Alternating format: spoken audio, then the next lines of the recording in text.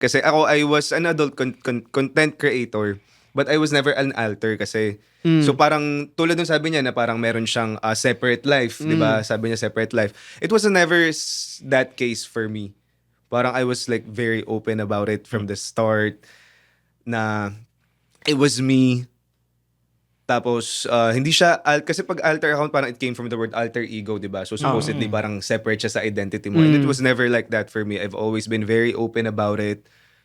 So ako in my case, pag nagde-date ako, parang right from the start, most of the people na nakikilala ko is alam na nila, so aware na sila. So parang na-break na agad yung ice na yon. So parang ang dating sa akin is hindi naman ako kausapin ito kung hindi niya alam and kung hindi okay sa kanya. So parang hindi na masyadong napag-uusapan. Parang in my case, mas napag-uusapan is kung i-stop. May mga dinate ako na gusto nila ako ipa-stop, Hmm. gano'n.